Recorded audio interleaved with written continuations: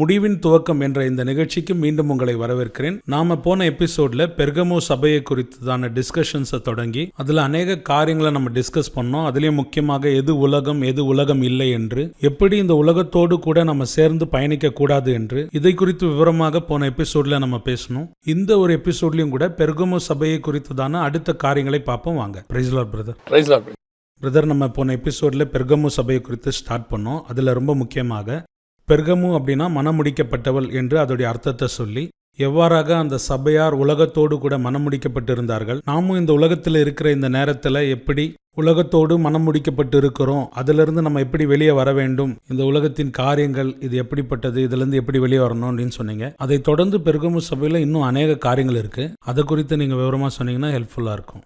நம்ம பெர்கமோ சபையோட பேரும் அதுக்கான சுபாவத்தை மட்டும்தான் பார்த்துருக்கோம். அந்த காலகட்டம் பார்த்தோம். 313 அல்லது 333 538 வரைக்கும் அப்படின்னு பார்த்தோம். இந்த காலகட்டம் நம்ம ஏன் சொல்கிறோம் அப்படின்னா, இந்த இடைப்பட்ட இந்த காலகட்டத்தில் தான் கான்ஸ்டன்டைன் மன்னர் ஆண்டவரை ஏற்றுக்கொண்டு சபை அரசாங்க மார்க்கமாக மாறி அதுக்கப்புறம் சபைக்குள்ள இந்த ராஜாக்களை சாட்டிஸ்ஃபை பண்ணுறதுக்கான காரியங்கள் எல்லாம் வர சபைக்குள் பார்த்தீங்க சொன்னால் கள்ள உபதேசங்கள் அல்லது காம்ப்ரமைஸ் இது நிறைய ஆக தொடங்குச்சு. அங்கே ஆரம்பிச்சது 538 வரைக்கும் சபையும் கவர்மெண்ட்டும் அப்படியே பின்னி பிணைய ஆரம்பித்தாங்க. ஸோ சபை அரசாங்கத்தை மாற்றுறதுக்கு பதிலாக சபை அரசாங்கத்தோடு சேர்ந்துக்குச்சு. அதாவது நாம் அத்தனை பேரையும் கர்த்தர் சொன்ன அந்த வசனத்தின்படி வாழ வைக்கணும். கிறிஸ்தவம் என்பது மதம் அல்ல, அது வாழ்க்கை முறை, இந்த வாழ்க்கை நெறிமுறை. அது இப்படி வாழணும்னு சொல்றதுக்கு பேர் தான் கிறிஸ்துவோடைய உபதேசம்னு வச்சுக்கோங்களேன். நான் எப்பவுமே சொல்லுவேன், கிரைஸ்ட் ஒருத்தனையும் கிறிஸ்தவனா மாற்றவே வரல, அத்தனை பேரையும் பாவியா இருந்தவனை பரிசுத்தவானா மாற்ற அவர் வந்தார். அவ்வளோதான். இயேசு கிறிஸ்து கிறிஸ்தவ மதத்தை ஸ்தாபிக்கவே இல்லை. ஏன்னா இயேசு கிறிஸ்துவும் கூட அவருடைய முதல் பிரசங்கம் என்னன்னா, மனம் திரும்புங்கள், தேவனுடைய ராஜ்யம் சமீபமா இருக்குன்னு தான் சொன்னாங்க. அதான் அவருடைய மெசேஜ். இவங்க தான் தங்களை கிறிஸ்தவர்கள் பேர் அந்தியோகியால ஃபர்ஸ்ட் வச்சுக்கிட்டாங்கன்னு அப்போஸ்தலர் நடவடிக்கைகள் சொல்லுது. ஸோ நான் என்ன சொல்றேன்னா, கிரைஸ்டோடையதான விருப்பம் ஒருத்தன் கிறிஸ்தவனாகவும் ஒரு நாடு கிறிஸ்தவ நாடாக மாறணும் அப்படிலாம் கிடையாது. கிரைஸ்டோடைய நோக்கம் எல்லாரும் பரிசுத்தவான்களாய் மாறணும், எல்லாருக்கும் வியாதி இல்லாமல் இருக்கணும், எல்லாரும் விடுதலையாக இருக்கணும், சந்தோஷமாக இருக்கணும். இதுதான் கிரைஸ்டோடைய சமாதானமாக இருக்கணும். இவ்வளவே கிரைஸ்டினுடையதான உபதேசத்தினுடைய அடிப்படைன்னு பார்த்தோம். அப்போ இவங்க போய் என்ன பண்ணிருக்கணும், ராஜாவை மாற்றிருக்கணும் இல்லையா? ஆனால் என்ன ஆயிடுச்சுன்னா, ராஜா இவங்கள மாற்றிட்டாரு. இவங்க ராஜாக்கள் மாதிரி ஆக ஆரம்பிச்சிட்டாங்க. அதனுடைய விளைவு என்னன்னு சொன்னால், ராஜாவுக்கு ஏற்ற மாதிரி உபதேசங்கள் மாற ஆரம்பிச்சிச்சு. ராஜா தப்பு பண்ணும்போது இந்த உபதேசத்தை வச்சுட்டு, இல்லை ராஜா இந்த வசனத்தை படி தப்பா இருக்குன்னு சொல்லாமல் ராஜாவுடைய தப்புக்கு ஏற்ற மாதிரி வசனத்தை மாடிஃபை பண்ணாங்க. அதில் ஒரு விஷயம் நான் சொல்கிறேன், இன்னை வரைக்கும் அந்த பிரச்சனை இருக்கு. அதுதான் இப்போ நீங்கள் பார்க்கக்கூடிய குழந்தை ஞானஸ்தானம். இந்த கான்ஸ்டன்டைன் மன்னனுடைய பையன் தான் ஃபர்ஸ்ட் 1.5 வயசு குழந்தை. அவர் தான் வியாதிப்பட்டு மறுக்கிற தருவாயில் இருந்தான் அந்த பையன். அப்போ மன்னருக்கு ஒரு சந்தேகம் வருது, இப்போ இந்த குழந்தை பரலோகத்துக்கு போகுமா? இப்போ நான் ஞானஸ்தானம் எடுத்துட்டேன், அவர் தண்ணியில் மூழ்கி ஞானஸ்தானம் எடுத்துட்டாரு. இப்போ இந்த பிள்ளைய வியாதியா இருக்கு, ஆனால் தண்ணியில் முக்க முடியாது, ஆனால் சாகிற நிலைமையில இருக்கு. ஒருவேளை செத்துச்சுன்னா அது பரலோகம் போகுமா அப்படிங்கிறதான சந்தேகம் அவருக்கு வருது. வந்த உடனே சபையுடைய மூப்பர்களை, அதாவது சபை நடத்துறவங்களை கூப்பிட்டு கேட்குறாரு, இப்படி இருக்கே என்ன செய்யலாம்? அப்போ இவங்க எல்லாரும் என்ன செஞ்சிருக்கணும், கவலைப்படாதீங்க ராஜா, பிள்ளை உங்களுடையதான வித்து, நீங்க நீதிமான் ஆயிட்டீங்கன்னா உங்க சந்ததி பாதுகாக்கப்படும். கர்த்தராகிய இயேசு கிறிஸ்துவை விசுவாசி, அப்போது நீயும் உன் வீட்டாரும் ரட்சிக்கப்படுவீர்கள். ஆமா. நோவா தன் குடும்பத்தை ரட்சிக்கும்படி ஒரு பிழையை உண்டு பண்ணினான். நீங்க நீதிமானா இருந்தீங்கன்னா உங்க பிள்ளை கண்டிப்பா வரலது போகும். அது நிதானித்து பாவம் செய்யற காலகட்டம் வரைக்கும். அதுக்கப்புறம் அது யோசிச்சு அதுவே பாவம் செய்யற இடம் வந்த பிறகுதான் அதுக்கான நீதி தனியா வரும். அது வரைக்கும் பிள்ளை யார் கண்ட்ரோல்ல இருக்குது? அப்பாவுடைய நீதிக்குள்ளதான் இருக்கு. அப்ப நீங்க பயப்படாதீங்க ராஜா, பிள்ளை கண்டிப்பா எங்க போகும், பரலோகத்துக்கு போகணும்னு சொல்ல வேண்டிய இவர்கள் அதை சொல்லாம, அப்படியே ராஜா நம்ம என்ன செய்வோம், கூடி ஆலோசிப்போம்னு சொல்லி முதல்ல குழந்தை ஞானஸ்தானம் கொண்டு வராங்க. அதுலதான் பிள்ளையுடைய தலையில தண்ணி தெளிக்கிற கான்செப்ட் உருவாகுது. அதுக்கு முன்னாடி அப்படி ஒரு கான்செப்ட் இல்லவே இல்லை, பைபிள்லயும் இல்லை. ஒரு காரியம் நான் சொல்றேன், இந்த குழந்தை ஞானஸ்தானத்தை ஃபாலோ பண்ணுற ஒரு ஊழியக்காரர் என்னை மீட் பண்ணார். மீட் பண்ணும்போது, நீங்கள் குழந்தை ஞானஸ்தானம் இல்லைன்னு சொல்கிறீங்க, இப்போது மோசே செங்கடலுக்குள்ளே எல்லாரையும் கூட்டிகிட்டு போகிறாரு, அதை ஞானஸ்தானமாக 1 கொரிந்தியர் 10 நம்ம வாசிக்கிறோம் இல்லையா? அப்போது அதில் பெரியவங்க மட்டும் போனாங்களா, குழந்தைகளும் போனாங்களான்னு கேட்டார். ஒரு நல்ல கேள்வி கேட்டார். என்ன கொஸ்டின் தானே?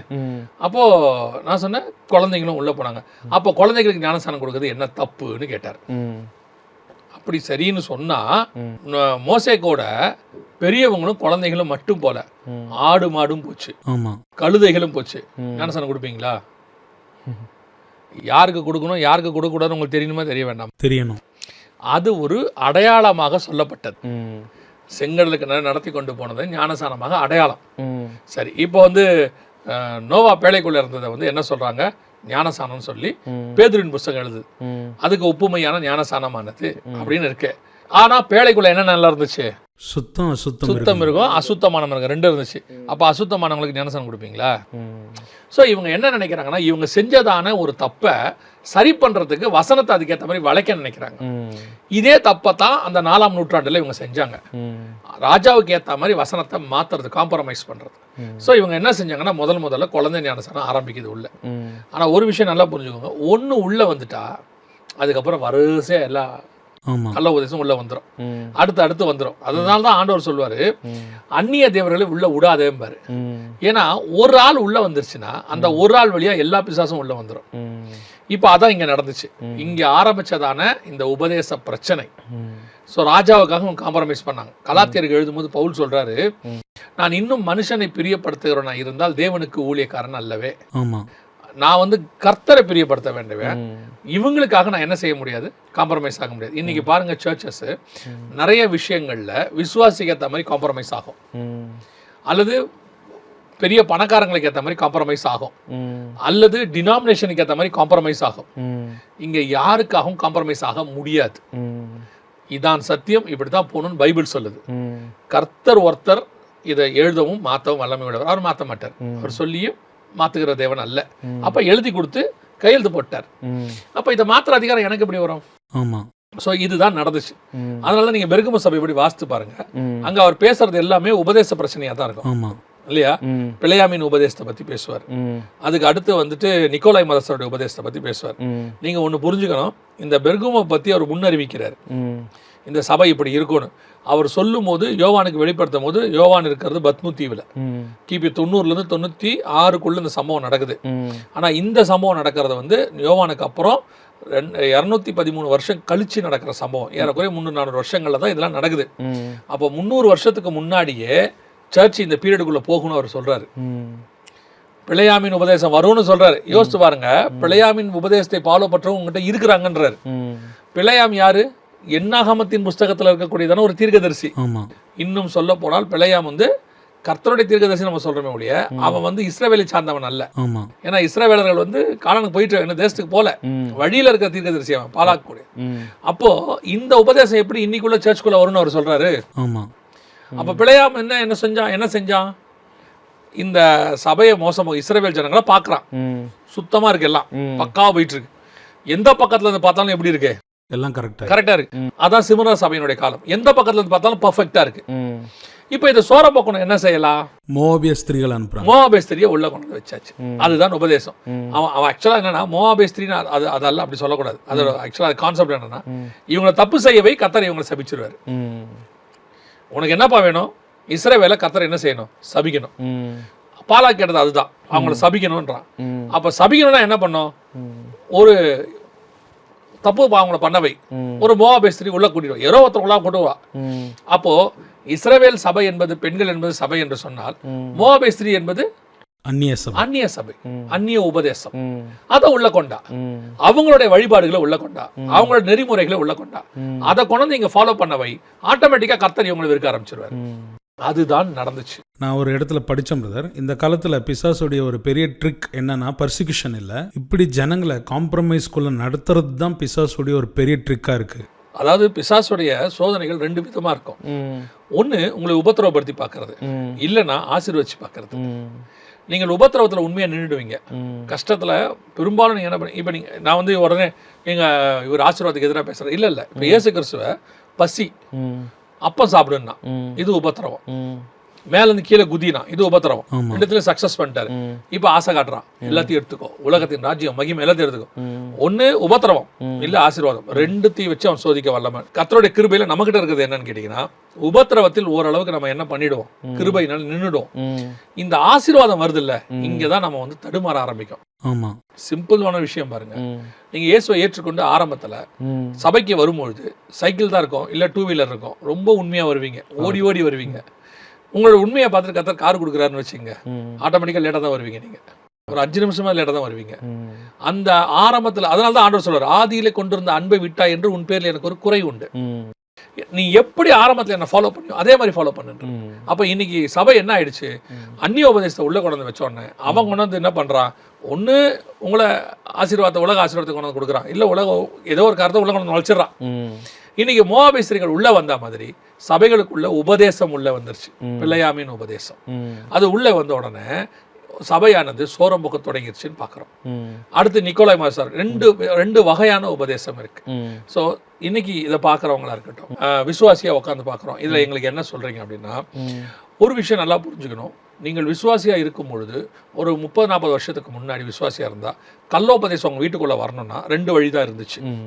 ஒண்ணு, யாராவது 2 பேர் வருவாங்க வீட்டுக்கு, வந்து இயேசுவை பத்தி பேச விரும்புறோம்னு ஆரம்பிப்பாங்க. ஒரு கூட்டம் சொல்லும் இயேசுவே தேவன் கிடையாது, யெகோவா மட்டும்தான் தேவன் சொல்லும். இன்னொரு கூட்டம் சொல்லும் இயேசு மட்டும்தான் தேவன், பிதாவாகிய தேவன் ஒருத்தர் கிடையாது அப்படின்னு. கர்த்தர் ஒருவரே, பாத்தீங்களா, திருத்துவங்கிறது கான்செப்ட் கிடையாது. ஸோ இவங்க ஒன்று இவங்க இப்படி பிடிச்சிப்பாங்க, ஒன்று இல்லை அப்படி பிடிச்சிப்பாங்க. இந்த மாதிரி ஆட்கள் நிறைய பேர் இருப்பாங்க. இதை தவிர்த்து நிறைய கள்ளோபதேசம், ஆனால் வீட்டுக்கு 2 பேராக வருவாங்க, பேசுவாங்கன்னு வச்சுக்கோங்களேன். இது ஒரு காலகட்டம். இதை தவிர கள்ளோபதேசம் வரணும்னா சபைக்குள்ள யாராவது தெரியாமல் ஊழியக்காரங்களை ஏற்றிட்டா கள்ளோபதேசம் வரும். ஆனால் இப்போ அப்படி இல்லை. இன்னைக்கு கள்ளோபதேசம் உங்கள் கையில் இருக்கு, செல்போன் வழியா இருக்கு. நீங்க யூடியூபை சும்மா டாக்டர்னு போட்டீங்கன்னா உலகத்தில் இருக்கிற அத்தனை டாக்டரின் உங்ககிட்ட வந்துடும். இப்போ ஆப்பிரிக்கன் டாக்டரின், அமெரிக்கன் டாக்டரின், அண்டார்டிகா டாக்டரின், ஏஷியா டாக்டரின், ஈஸ்டர்ன் டாக்டரின், எல்லா டாக்டரினும் இருக்கு. இதுல எது சரி எது தப்புன்னே உங்களுக்கு முதல்ல புரியாது. இன்னும் சொல்ல போனா நிறைய விஷயங்கள் சரி மாதிரியே தெரியும் இல்லையா? இப்ப இயேசு கிறிஸ்து ஒரு வசனம் சொல்லியிருக்காரு. இப்போ இது ஒரு கள்ளோபதேசம் இப்போ போயிட்டு இருக்கு இங்க இந்தியாவில், அதனால சொல்றேன். இயேசு கிறிஸ்து ஒரு வசனம் சொல்லியிருக்காரு, என் மாம்சத்தை புசித்து என் பாத்திரத்தில் பானம் பண்ணுகிறவனுக்கு நித்திய ஜீவன் உண்டு, அவன் மரிப்பதில்லை, மரித்தாலும் பிழைப்பான் அப்படின்னு ஆண்டவர் சொல்றார். இவங்க அதை எப்படி எடுத்துக்கிறாங்கன்னா, கம்யூனியன் மட்டும் நீங்க எடுத்து சாப்பிட்டீங்கன்னா உலகத்துல உங்களுக்கு உயிரே போகாதுன்னு சொல்றாங்க. ஆமா, நிறைய பேர் அதை தான் சொல்றாங்க, உங்களுக்கு சாவே இல்லைன்றாங்க. சாவே கிடையாது. ஒரு இதுக்கு பின்னாடி இருக்கிற சாத்தானுடைய ஒரு சூழ்ச்சி நீங்க புரிஞ்சுக்கணும். ஏங்க சாவே இல்லைங்கிறது வந்து எப்படி சாத்தானுடைய சூழ்ச்சியா இருக்கும்? சாத்தான் கொல்லவும் அழிக்கவும் வருகிறார், இவரோ ஜீவனை உண்டாக்க வருகிறார். அதைத்தானே இவங்க சொல்றாங்க. அப்படின்னா இங்கதான் சாத்தானுடைய சூழ்ச்சி புரியணும். சாத்தான் என்ன சொல்றான்னா, அந்த இடத்துல நீ சாவதே இல்லை, பூமியில நீ நல்லா இருப்ப, 200 வருஷம் இருப்ப, 300 வருஷம் இருப்ப. ஆக்சுவலா நீங்க பூமியை வெறுத்து பரலோகத்துக்கு போக வேண்டிய ஆளு. இப்ப அவன் என்ன சொல்றானா, நீ பூமியில நல்லா இருப்ப, ஆசீர்வாதமா இருப்ப, 200 வருஷம் இருப்ப, 300 வருஷம் இருப்ப.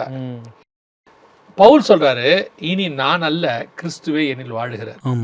அதே பவுல் தான் சொல்றாரு, நான் தேகத்தை விட்டு பிரிந்து தேவனோடு கூட இருக்க ஆசைப்படுகிறேன், என்னை விட்டீங்கன்னா போவேன்னு சொல்றாரு. இயேசு தெளிவா சொல்றாரு. இவ்வளவு சொல்றாங்கல்ல, இயேசு அப்ப இருந்திருக்க வேண்டியதானே இங்க. அவர் தான் உயிர் எழுந்துட்டார்ல, இங்கே இருக்கலாம்ல, அப்புறம் ஏன் அவர் பரலோகத்துக்கு போறாரு? அவர் தெளிவா சொல்றாரு, நான் போவது உங்களுக்கு நலமாயிருக்கும், நான் போய் தேற்றவாளனை அனுப்புவேன். சரி, அடுத்து இயேசு, நீங்க இங்க இருக்கீங்க, உங்க கூட வந்து நான் வாசம் பண்றேன்னு சொல்லல. அவர் சொன்னார், நான் எங்கே இருக்கிறேன்னு உங்களை அழுத்துக்கிட்டு போறேன். அப்போ நமக்கு நம்மளுடைய கான்செப்ட் எல்லாமே இனி வரும் பலன் மேல். இதை அப்படியே மாத்திட்டாங்க இன்னைக்கு. மாத்திட்டு பாசிட்டிவா பேசுற மாதிரியே பேசுறான். என்ன சொல்றான், உனக்கு இயேசுவின் ரத்தத்தால கழுவப்பட்ட, உனக்கு நரகம் கிடையாது, உனக்கு வந்து எதுவுமே கிடையாது, நீ பூமியில இன்னும் எத்தனை வருஷம், எவ்வளவு வருஷம் நீ வாழ்ற ஆசைப்படுறியோ அவ்வளவு வருஷம் நீ இங்கே இருப்ப. அதாவது ஒரு வசனத்தை முன்னாடி விட்டுறது, பின்னாடி விட்டுறது, நடுவில் என்ன செய்யறது, பிக் பண்ணி எடுத்துக்கிறது. அதை எடுத்துக்கிட்டு அதுதான் சரின்னு சொல்லி பேசவும் செய்யறது. இப்போ அது கள்ளோபதேசம், ஓநாய்கள் வரும்னு ஆண்டவர் சொல்லிட்டார். பவுல் சொல்றாரு, நான் போகிறேன், மந்தையை தப்ப விடாத ஓநாய்கள் வரும். அதான் ஃபேக்ட், வரதான் செய்யும். தோட்டத்துக்குள்ள வந்த பாம்பு சாவர வரைக்கும் அது வந்துகிட்டு தான் இருக்கும். எப்ப சாகும்? 20ஆம் அதிகாரம் வெளிப்படுத்தின விசேஷத்துலதான் கர்த்தர் என்ன செய்யறாரு, அதை நரகத்துல தள்ளுறாருன்னு இருக்கு. அது வரைக்கும் அந்த பாம்பு என்ன செய்யும், வந்துகிட்டு தான் இருக்கும். அதை ஒண்ணும் பண்ண முடியாது. வராதுன்னு சொல்லல ஆண்டவர், வரும். ஆனா அந்த பாம்பை திருப்பி திருப்பி இங்க தலையில என்ன பண்ணிட்டே இருக்கணும்? அடிச்சுக்கிட்டே இருக்கணும். அவர் தலையை நசுக்கிட்டாரு. நீங்க ஒரு பாம்பை பார்த்துருப்பீங்க, சில காரியங்கள் நடந்திருக்கும். ஒரு பாம்பு பார்த்தீங்கன்னு சொன்னா அது வந்துட்டு தலையை மட்டும் நீங்க நசுக்கிட்டீங்கன்னா மற்றதெல்லாம் என்ன செய்யும்? துடிச்சுக்கிட்டே இருக்கும். ஒரு நல்ல அதை பார்க்குற ஆள் என்ன பண்ணுவார்? அடுத்து அது மேலே தூக்கி கல்லை போட்டு கொன்னுடுவார். தானே? ஒரு கூட்டம் என்ன செய்யும்? அந்த துடிக்கிறத பார்த்து ரசிச்சுக்கிட்டு இருக்கும். ஒரு கூட்டம் என்ன செய்யும்? இன்னும் உயிர் இருக்குடான்னு ஓடிடும். இன்னைக்கும் சர்ச் இந்த 3 வகையில் தான் இருக்கு. சர்ச்சை என்ன செய்யுது? ஒரு கூட்டம் பிசாசுக்கு பயந்து, ஐயோ பிசாசு எதுக்கு, நம்ம எதுக்கு? ஒருத்தர்லாம் சொன்னாரு, பிசாசை போய் நம்ம ஏன் துரத்தணும், அவன் உண்டு அவன் வேலை உண்டு இருக்கா, நம்ம வேலை உண்டுன்னு இருப்போம் அப்படின்னாரு. ஸோ இவங்கெல்லாம் அந்த பாம்பு துடிக்கிறத பார்த்து பயப்படுறவங்க. இன்னொரு குரூப் இருக்கு, அவங்க வந்து என்ன செய்வாங்க? பிசாசு உண்டு நம்ம உண்டு, பாப்பா இருந்துட்டு போட்டோம், நமக்கு என்ன பிரச்சனை இல்லை, நம்ம பாட்டு வேலையை ஓட்டுவோம். ஆனால் ஒரு சிலர் தான் அதன் தலையை நசுக்கிற மாதிரி வாளையும் நசுக்கிறவர்கள். அப்போ ஆண்டவர் என்ன சொல்றாரு? இந்த உபதேசம் வந்துகிட்டே தான் இருக்கும், எல்லா காலகட்டத்திலும் வரும். அது பிசாசுன்னு ஒருத்தன் அக்கினியும் கந்தகம் எரிகிற கடலில் தள்ளப்படுகிற வரைக்கும், நரகத்தில் தள்ளப்படுற வரைக்கும் இந்த உபதேச போராட்டம் வரதான் செய்யும். அது ஒவ்வொரு காலகட்டத்தில் ஒவ்வொரு உபதேசமாக இருக்கும். அவங்க காலத்துல பிழையாம் கால உபதேசமும் நிக்கோலாய் மாஸ்டர் உபதேசமும் வந்துச்சுன்னு பாக்குறோம். அதே மாதிரி இன்னைக்கு இதே உபதேசம் வேற ரூபத்துல வரும். இந்த நிக்கோலாய் மாஸ்டர் உபதேசம் சொல்றோம் இல்லையா, அந்த உபதேசம் என்ன சொல்லுது அப்படின்னு சொல்லி கொஞ்சம் படிச்சு பாத்தீங்கன்னா, நிக்கோலாய் அப்படின்னா விக்டரி ஓவர் த பீப்புள், ஜனங்களை வெல்லுதல் அப்படின்னு இருக்கு. அது வந்து கிரேக்கத்தில் இருந்ததான ஒரு மதம், அந்த காலத்துல இருந்தது. அதை ஃபாலோ பண்ணவங்க நிறைய பேர் இன்னைக்கு இருந்திருக்காங்க. அதில் வந்து 3 முக்கியமான விஷயத்தை அவங்க பேசியிருக்கிறாங்க. ஒன்று வந்து இம்மாரலிட்டி. பழைய ஏற்பாட்டில் வந்து எத்தனை கல்யாணம் வேணால் பண்ணிக்கலாம், ஏன் புதிய ஏற்பாட்டில் பண்ணக்கூடாது? ஆபிரகாமின் ஆசீர்வாதம் இயேசு கிறிஸ்துவின் வழியாக புறஜாதியாருக்கு வருகிறது. ஆபிரகாம் எத்தனை கல்யாணம் பண்ணாரு? 2-3. அதனால நீயும் பண்ணிக்கலாம்னு ஒரு குரூப் இருக்கு இல்லையா? ஆனா ஆபிரகாம் ஆண்டவர் சொன்னாரு, உனக்கு ஏசாயா புத்தகம் 51ல் ஆபிரகாம் ஒருவனாய் இருக்க அழைத்தார், சாராயும் அழைத்தார். அப்ப அந்த இடத்துல சாரா ஆபிரகாம் சேர்ந்தது ஒருத்தர் தான். ஸோ ஆபிரகாமுக்கு சாரால் தான். ஆகாரை இவரை சேர்த்துக்கிட்டாரு, சாரால் சொன்னாங்கன்ட்டு. அதுக்கப்புறம் அதே சாரால் வழியாக விரட்டிட்டாரு. அப்போ இன்னைக்கு உள்ளவங்க ஆபிரகாம் சேர்த்துக்கிட்டாரு, நானும் சேர்த்துக்கிறேன்னா நீங்கள் கடைசி அதை விரட்டி விட்டுருவீங்களா? அப்புறம் இன்னொரு குரூப் இருக்கு, ஆபிரகாமுக்கு கேத்தூரால், அதையும் காசு கொடுத்துட்டு பரிசுகள் கொடுத்து கீழ் தேசத்துக்கு அனுப்பினார்னு அனுப்பிடுவீங்களா? இன்னைக்கு ஒரு குரூப் இருக்கு, உட்காந்துக்கிட்டு வசனத்தை தனக்கு ஏற்ற மாதிரி திருப்பி கொள்றது. ஸோ இந்த நிக்கோலாய் மாஸ்டருடைய உபதேசம் இன்னைக்கும் இருக்கு. இம்மாரலிட்டி, எப்படி வேணாலும் வாழலாம், என்ன வேணாலும் செய்யலாம், ஆண்டவர் நம்ம பார்த்தெல்லாம் மன்னிச்சிட்டாரு. நீ ஒரு சிலர் சொல்றாங்க, நீ வந்து என்ன தப்பு பண்ணாலும் இயேசு வந்து உன்னை நரகத்தில் போட மாட்டாரு, ஏன்னா நீ அவர் பிள்ளையா இருக்க, எந்த தகப்பனாவது பிள்ளைய போடுவானா? அப்படின்னா யூதாஸ் தான் ஃபர்ஸ்ட் போயிருக்கணும். ஆமா இல்லையா? ஸோ இது ஃபர்ஸ்ட். இன்னொன்று இம்மார்டாலிட்டி. இம்மார்டாலிட்டினா உனக்கு மரணமே கிடையாது. நிக்கோலாய் மாஸ்டருடைய உபதேசம் இது, இம்மார்டாலிட்டி. இன்னைக்கு இருக்கு, இன்னைக்கு ஒரு குரூப் சொல்லிக்கிட்டு இருக்கு உனக்கு மரணமே கிடையாது இல்லைன்னு சொல்லிட்டு இருக்கிறாங்க. மூணாவது வந்து ஜெனோசிட்டி அப்படின்னு சொல்லுவாங்க, ஞான போதனை அப்படிம்பாங்க. இது 3 கலந்தது தான். அதாவது பைபிளில் வந்து 2 ஞானம் இருக்கு, ஒன்று பரலோகத்தின் ஞானம், இன்னொன்று பூமிக்குரிய ஞானம். இப்போ ஆதாம் பழம் சாப்பிட்றதுக்கு முன்னாடி வரைக்கும் இருந்தது வந்து பரலோகத்தின் ஞானம். அவன் பழம் சாப்பிட்ட உடனே கண்கள் திறக்கப்பட்டது. இப்போ அவனுக்கு நன்மை தீமை என்னதென்று அறியத்தக்கதாக, அது உலகத்தின் ஞானம். இந்த உலகத்தின் ஞானத்தை அதிகமா தியானிக்கிற ஒரு குரூப் இருக்கு. அவங்கெல்லாம் வந்து இப்போ வானத்தில் உள்ளதை ஞானிக்கிறவங்க விஞ்ஞானி, இசையை பயங்கரமா ஆழத்துக்கு போறவங்க இசை ஞானி. அந்த மாதிரி உலகத்துல உள்ள காரியங்களை நீங்க தியானிச்சீங்க, பிலாசபர், தத்துவ ஞானி அப்படின்னு ஒரு குரூப் இருக்கு. அந்த இடத்துக்கு சர்ச் இப்போ போயிட்டு இருக்கு. சபையுடைய பார்வை எப்பவுமே என்னவா இருக்கணும்னா மேலே இருக்கணும். ஆனால் இன்னைக்கு என்ன ஆயிடுச்சு அப்படின்னா, சுற்றி நம்ம கீழே தான் பார்க்குறோம், பூமியை தான் பார்க்குறோம். கீழேயே காமிச்சு, கீழே உள்ள ஞானத்தை காமிச்சு இவங்களோட சண்டை போட வைப்பான். உங்களுக்கு புரியுதா? அதாவது நீங்க வந்து அந்த வழியா தாண்டி கிராஸ் பண்ணி அந்த பக்கம் போக வேண்டிய ஆளு. பிசாசு என்ன பண்ணுவான்னா, அந்த வழியா ஒரு ஆளை நிற்க வச்சு உங்களை சண்டையை கூப்பிடுவான். நீங்க என்ன பண்ணணும், பயா அப்படின்ட்டு போயிட்டு இருந்துக்கணும். அவன் என்ன பண்ணுவான்னா, உங்களை டெம்ப்ட் பண்ணுவான் சண்டை போட வைக்கிறதுக்கு. உங்களை உசுப்பேற்றுவான், உங்களை பற்றி கெட்ட வார்த்தை பேசுவான், உங்களை ரொம்ப திட்டுவான், உனக்கு அவமானம் இல்லையா, நீ ஆம்பளையான்னு கேட்பான், எல்லாமே செய்வான். அவனுடைய ஒரே மோட்டிவ் என்னன்னா, நீங்கள் அந்த பிரயாணத்தில் போகாமல் அவனை உங்கள் பக்கம் நிற்க வைக்கிறது. அவனை வந்து என்ன செஞ்சிருவான், தான் பக்கம் திருப்பி. அவனும் உங்களை ஒன்றும் பண்ண மாட்டான், நிற்க வச்சு பேசிகிட்டே இருப்பான், உங்களையும் சண்டை போட வைப்பான். சண்டை போட்டு உங்களுக்கு தெரியாது, நீங்கள் போக வேண்டிய டைமும் டிஸ்டன்ஸும் விட்டுட்டீங்க. நீங்கள் புரியுதா உங்களை? டிஸ்ட்ராக்ட், இதுதான் பிசாசு பண்ணுற ஒரே பெரிய சூழ்ச்சி. ஜீவ விருட்சத்தை பார்க்காம டிஸ்ட்ராக்ட் பண்ணி இதை பார்க்க வச்சான். இவ்வளோதான் விஷயமே. இன்னைக்கு இந்த காரியத்தை தான் இருக்கு. இதுக்கு பேர் தான் உலக ஞானம். உலக ஞானம் இருக்கு. இப்போ நீங்க இருக்கீங்க, ஒரு சராசரி, உங்களுக்கும் குழந்தை இருக்கு, ஒரு சராசரி தகப்பனா நார்மலா சும்மா போய் கேட்டு பாருங்க, உங்கள் பிள்ளையோட எதிர்காலம் நல்ல ஆசீர்வாதமாக இருக்கணும், என்ன வேணும் அப்படின்னு கேட்டால் 100க்கு 90 பேர் என்ன சொல்லுவாங்கன்னு நினைக்கிறீங்க? படிப்பும்பாங்க. ஆமாம். நான் சொல்கிறது ஸ்பிரிச்சுவல் பர்சன்ஸ் மட்டும். நல்லா என் பிள்ளைங்கெல்லாம் நல்லா படித்து பெரிய பெரிய டாக்டர் இன்ஜினியர்லாம் ஆகணுன்றது தான் மைண்ட் செட். ஒரு 10% தான் அவனுக்கு கிரைஸ்ட் வேணும்னு சொல்லுவாங்க. உங்கள் பிள்ளைய நாளைக்கு இந்த உலகத்தில் ஆசீர்வாதமாக இருக்கிறதுக்கு என்ன வேணும் அப்படின்னா, உலகத்துலையா அப்போ படிப்பு தான். இப்படி எடுத்துக்கோங்க. படித்தவங்களில் எத்தனை பேர் ஆசீர்வாதமாக இருக்காங்க? ஆமாம். படித்தவனில் எத்தனை பேர் சந்தோஷமாக இருக்கான்? படித்தவன் தான் இஎம்ஐ வாங்கி இன்றைக்கி பயங்கரமாக கஷ்டப்பட்டுக்கிட்டு இருக்கான். ஆமாம். படித்தவங்களில் எத்தனை பேர் வியாதி இல்லாமல் இருக்கான்? படித்தவங்களில் எத்தனை பேர் குடிகாரனாக இல்லாமல் இருக்கான்? ஆனால் கிரைஸ்டுக்குள்ளே வந்தவனை பாருங்கள், அவன் குடிகாரனாக இருக்க மாட்டான். அவனுக்குள்ளே வந்துட்டு எந்த விதமான டிப்ரெஷன், ஸ்ட்ரெஸ்ஸு இதெல்லாம் இருக்காது. ஆண்டவர் எடுத்துருப்பார். அவன் சந்தோஷமாக இருப்பான். இப்போ உங்களுக்கு என்ன வேணும்? உலகத்தில் ஞானம் வேணுமா, இது வேணுமா? உங்களை படிக்க வேணாங்கிற இடத்துக்கு நான் வரல. நான் எனக்கு ஆண்டவர் சொல்லி கொடுத்தது எப்பவுமே இதுதான். என்னன்னா, எதாக இருந்தாலும் ரெண்டாவது. படிப்பு, பணம், சம்பாத்தியம், ஆஸ்தி, குடும்பம், பிள்ளை, தாய், தகப்பன் எல்லாம் ரெண்டாவது. கிரைஸ்ட் தான் முதல்ல. இதை நான் சொல்லலை, கிரைஸ்டே சொல்றார். ஒருவன் என்னை பார்க்கிலும் தன் தாயையாவது தன் தகப்பனையாவது தன் பிள்ளைகளையாவது நேசிப்பானால் அவன் எனக்கு பாத்திரவான் அல்லன்ட்டார். இன்னைக்கு கிரைஸ்டை விட அதிகமாக ஜனங்கள் நேசிக்கிறது படிப்பை. அதுவும் பிள்ளைகளுக்கான படிப்பை, அவங்க படிப்பு இல்லை, பிள்ளைகளுக்கான படிப்பை. எப்படியாவது கஷ்டப்பட்டாவது. நிறைய நான் ஊழியக்காரங்களை பார்க்குறேன். அவங்க ஊழியத்தில் அவங்களுக்கு வரக்கூடியதான அந்த வருமானம் குறைவாக தான் இருக்குது. ஆனால் பிள்ளைகளை படிக்க வைக்கிறது, அதை வந்து அந்த சுய நீதியில் அதை நியாயமாக கட்டுவாங்க. என்ன சொல்லுவாங்கன்னா, நம்ம என்ன கேட்டோங்க? பிள்ளைக்கு ஒரு படிப்பு தான் கேட்டோம். நல்லபடியாக என் பிள்ளையை படிக்க வைக்கணும். இதை தவிர எனக்கு ஒரு ஆசையே இல்லை. நீங்கள் எங்கே வேணாலும் சொல்லுங்கள், இது எப்படி தப்புன்னு சொல்லுவாங்க? தப்புன்னு சொல்ல மாட்டாங்க. இது தப்பு தாங்கிறதுக்கான அடையாளத்தை நான் உங்களுக்கு சொல்கிறேன். இப்போ இவங்கள்ட்ட அது காசு இல்லை தானே, என்ன பண்ணுவாங்க? காசுக்கு கடன் வாங்குவாங்க, அங்கங்கே கேட்பாங்க. யார்கிட்ட போய் கேட்க போகிறீங்க? முதல் மிஸ்டேக் நடக்குது. கிரைஸ்ட் உங்களை யார்ட்டையும் கேட்கக்கூடாதுன்னு சொல்லி வச்சிருக்காரு. ஆமாம். அடுத்து கடன் வாங்க போகிறீங்க, ரெண்டாவது மிஸ்டேக் நடக்குது.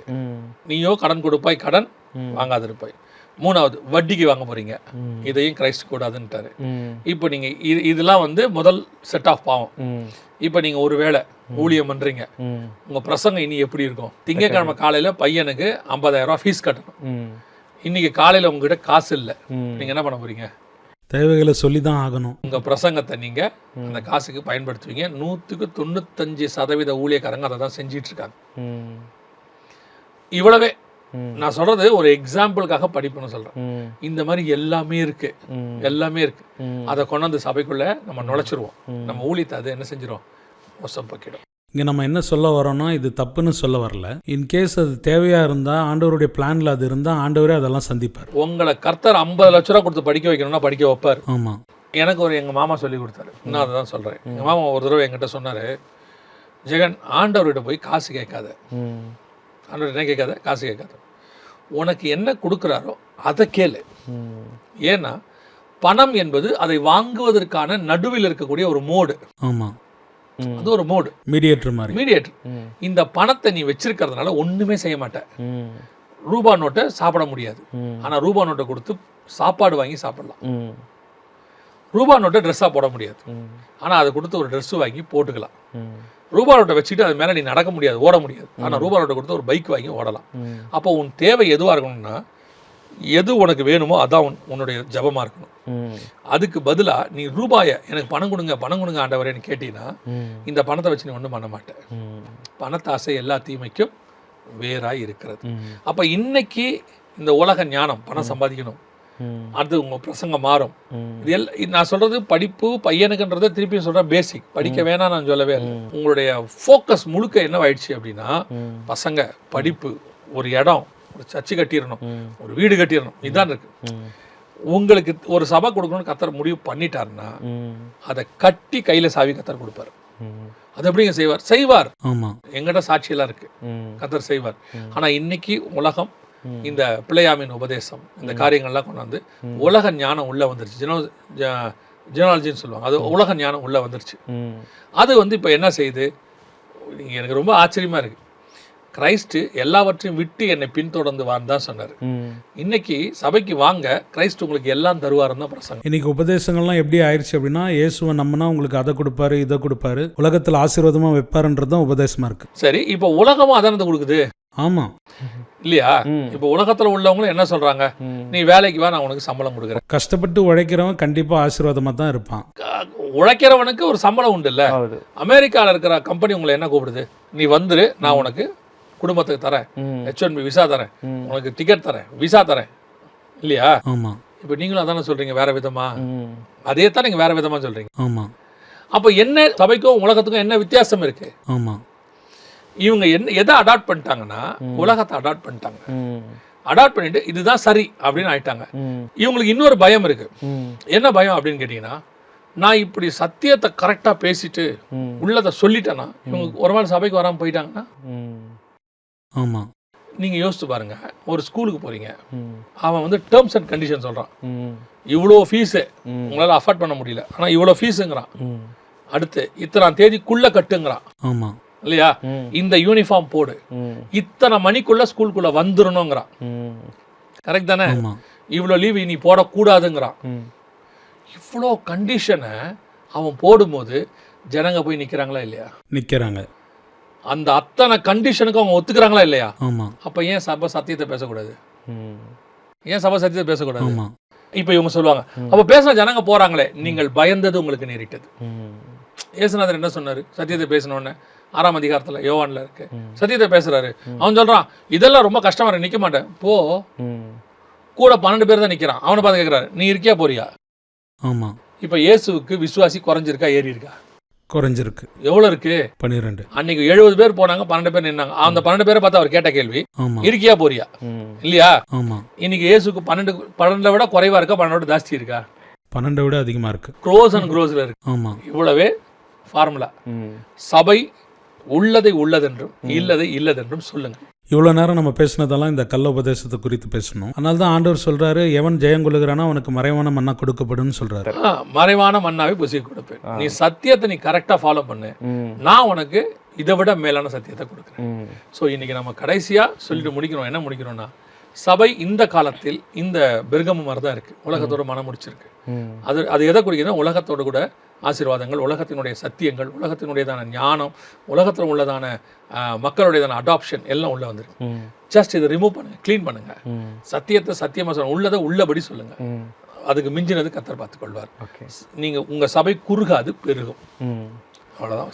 ரொம்ப சந்தோஷம் பிரதர். இந்த ஒரு எபிசோட்ல ரொம்ப அழகாக பெர்கமு சபையை குறித்து ரொம்ப விவரமாக சொல்லி கொடுத்தீங்க. நீங்க வந்ததுக்காக நன்றி.